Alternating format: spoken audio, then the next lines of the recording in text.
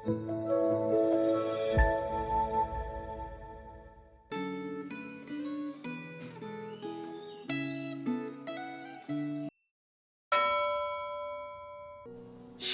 jemaat Tuhan.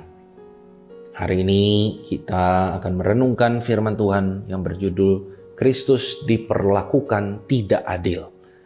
Sebelum kita mendengarkan firman, mari kita berdoa. Tuhan, berbicaralah kepada setiap kami. Kami bersyukur bahwa di dalam kehidupan kami ada firman Tuhan yang selalu menyertai dan terus berbicara dan menuntun hidup kami. Tolong setiap kami di waktu-waktu ini ketika firman Tuhan disuarakan. Terima kasih, dalam nama Tuhan Yesus kami berdoa. Amin. Hari ini firman Tuhan diambil dari Yohanes pasal yang ke-18 ayat 12-27.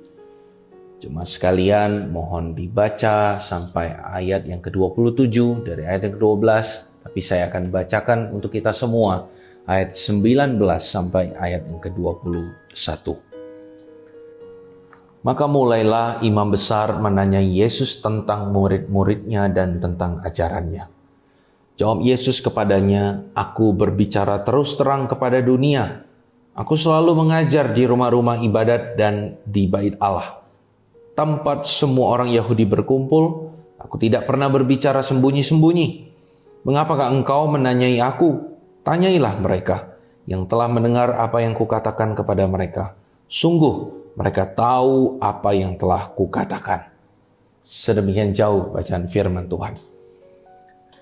Salah satu konsekuensi masuknya dosa ke dalam dunia adalah munculnya ketidakadilan.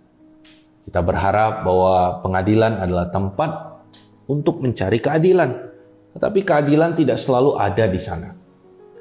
Dalam bacaan Alkitab hari ini, Yesus Kristus diadili oleh Hanas, mantan imam besar yang saat itu sudah pensiun. Yang menjabat sebagai imam besar pada saat itu adalah Kayafas, menantu Hanas. Sehingga sudah tidak sepantasnya Hanas memimpin persidangan mahkamah agama. Selain itu, Yesus Kristus tidak melakukan kesalahan sama sekali. Para pemimpin agama saat itu menghendaki penangkapan Yesus Kristus semata-mata hanya karena mereka merasa iri melihat popularitas Yesus Kristus, bukan karena Kristus telah melakukan kesalahan atau menyesatkan umat. Seharusnya Yesus Kristuslah yang menghakimi karena Dia adalah hakim yang adil, sedangkan Hanas dan para pemimpin agama pada saat itu adalah orang-orang yang patut dihakimi karena mereka tidak melakukan tugas dan tanggung jawab mereka dengan semestinya. Walaupun pengadilan yang dipimpin oleh Hanas itu adalah pengadilan yang tidak semestinya, Yesus Kristus bersedia mengikuti pengadilan itu karena Dia sedang mewakili manusia menerima penghakiman Allah.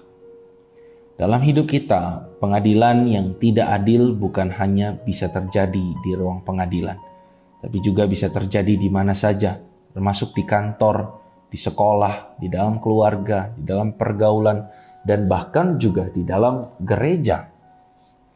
Kita bisa berada di pihak yang diperlakukan tidak adil, tetapi kita juga bisa berada di pihak yang memperlakukan orang lain dengan tidak adil.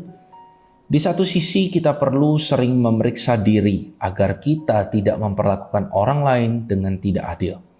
Di sisi lain kita perlu selalu ingat bahwa Yesus Kristus adalah lebih dahulu membiarkan dirinya diperlakukan tidak adil untuk membela kita dan untuk menggantikan diri kita menanggung hukuman Allah.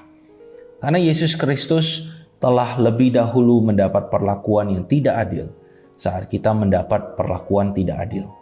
Kita dapat datang kepadanya untuk mengutarakan keluh kesah kita dan Dia pasti bisa memahami keluh kesah kita itu. Saat seorang pegawai merasa diperlakukan tidak adil oleh atasannya. Saat seorang anak merasa diperlakukan tidak adil oleh orang tuanya. Salah seorang siswa merasa diperlakukan tidak adil oleh guru dan teman-temannya. Atau saat seorang merasa diperlakukan tidak adil di dalam gereja. Kadang-kadang kita tidak bisa menemukan orang yang mau mendengar keluh kesah kita, tetapi kita bisa datang kepada Yesus Kristus dan menyampaikan semua pergumulan kita. Apakah Anda telah membiasakan diri untuk mengemukakan keluh kesah Anda kepada Yesus Kristus? Mari kita berdoa. Tuhan, benar bahwa Engkaulah tempat kami mengadu. Ketika tidak ada satu orang pun yang mengerti, ketika tidak ada satu orang pun yang membela, Engkaulah satu-satunya tempat yang bisa dipercaya untuk kami bercerita, berkeluh kesah, dan mengharapkan pertolongan dan pembelaan. Tuhan, Engkaulah hakim yang adil. Engkaulah yang juga mengerti apa itu ketidakadilan ketika Engkau diadili, Engkau menerima dan mengalami seperti yang kami alami di dunia ini. Kuatkan hati dan pikiran kami ya Tuhan, untuk tetap bisa berpikir dengan baik di tengah segala tekanan, di tengah segala ketidakadilan. Tetap ada kasih yang berasal daripadamu, dan kiranya kekuatan dari Roh Kudus Tuhan itulah yang menjadi satu-satunya penopang, supply bagi hidup kami untuk tetap terus melakukan kebenaran meskipun menerima ketidakadilan. Terima kasih banyak ya Tuhan. Di dalam nama Tuhan Yesus kami berdoa. Amin. Kiranya Tuhan memberkati kita sekalian. Sampai jumpa di renungan kita selanjutnya.